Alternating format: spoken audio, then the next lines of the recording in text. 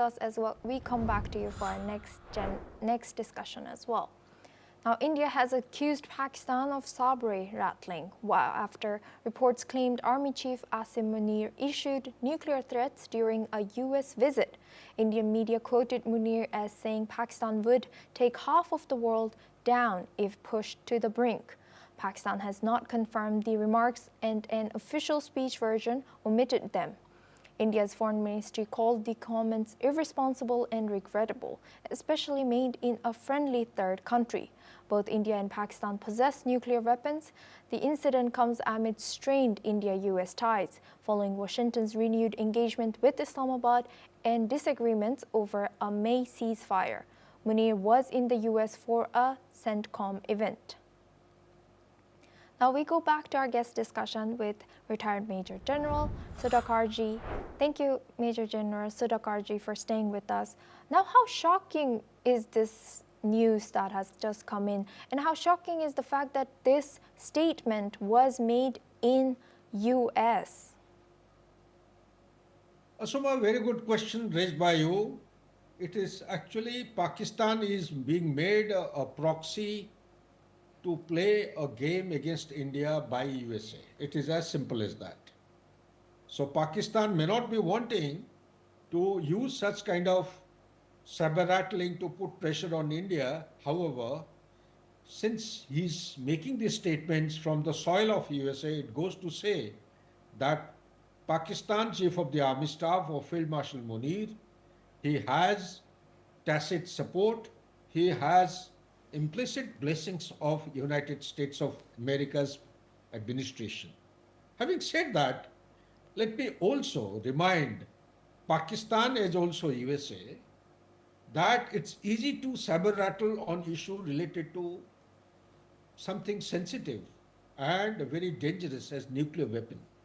And it's very difficult to bring in some sense and rationality before we start making comments loosely in an irresponsible manner, as if they're basic toys to be played by the children. These are highly irresponsible in 21st century, highly incorrect statements being made by somebody as senior as a field marshal. Field marshal is the senior-most rank in any structure in any armed forces in the world. So if he's making a statement like this, then who is Pakistan nuclear command authority resting with? Is it with Munir or the civilian authorities? I am raising this point purposely because the world must watch what is happening, must take note of the fact as to what is being stated from where, who's speaking. So basic aim and idea is to put pressure on India in order to address the current geopolitical situation so that India is made to bend. I'm afraid nothing can actually compel India to bend. India is a civilizational power. No amount of pressure or any amount of bully is going to make India bend and be flexible when it is going beyond its morals and the principles of its civilizational existence. And Major General, with now you've also mentioned, but Pakistan's Munir's speech, omitting those remarks, and then so who has this kind of authority to say such remarks, and what does this say about the potential differences within Pakistan's leadership or efforts to control the narrative? That is precisely the question. You see, to answer your question in short, in brief, I would say the countries in the world, they have an army, but Pakistan is an exception. Pakistan, the army has a country that is called as Pakistan. So under these circumstances, it's very difficult to decipher and point as to who would be having his finger on the basic command, control, coordination authority. Generally, the nuclear command authority, it rests with the one approving authority. There is one initiating authority and there is an intermediate authority who recommends. At least there is a triangular body who have to approve before the button of nuclear weapon is pressed. But that apart, let me also tell Pakistan and also other forces inimical to India's growth. That if Pakistan can wipe out and threaten to wipe out half of the world or mankind, then India has got means and methods to ensure that prevention is better than cure. India has the capability to prevent occurrence of a threat the way it has been stated by Field Marshal Munir.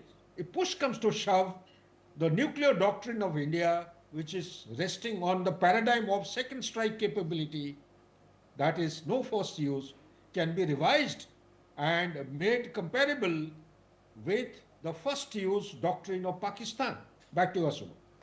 And building on your answer, Major General Sudakarji, so do you think this to not escalate tensions further in this region, and including the fact that both of countries hold nuclear weapon, what steps can be taken to prevent such rhetoric from leading to more dangerous situation? Between Pakistan and India, we have an agreement based on which I think early part of every January, 1st of January if I'm not wrong, some data and information about the civilian nuclear installations are exchanged. There is nothing to indicate about the military nuclear hardware. So under the circumstances, first and foremost thing, neither of the parties are aware as to where the military nuclear hardware are being kept. The silos are not known. So your question is essentially pointing to which is the authority which can bring some kind of semblance of order and rationality and diffuse or prevent escalation of the situation. In my opinion, there is a global body, United Nations Security Council. There is a United Nations General Assembly. There is an International Atomic Energy Agency, although I am conscious and aware of the fact that Atomic Energy Agency is responsible for civilian installation. But still, for such kind of saber rattling to be prevented from further spiral and expansion, I am sure the P5 countries. Thank you very much.